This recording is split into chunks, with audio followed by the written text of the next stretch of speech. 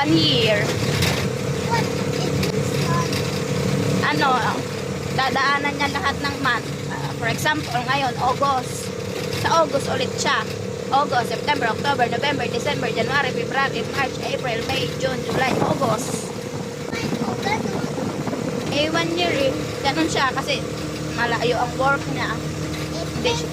It means 10 na po, miss. Yes, 10 ka na nun. 9 ka, diba? 10 ka na. Why? Nothing. Happy ka na umalis si daddy? What? Happy ka na umalis si daddy? No. No. Na-miss mo na agad siya? Ah, nag-cry na.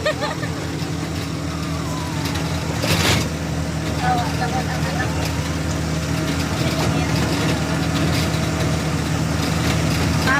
Babalik si daddy. 1 year.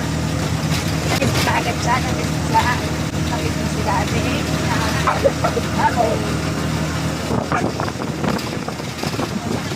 Babalik yun, mabilis lang ang 1 year.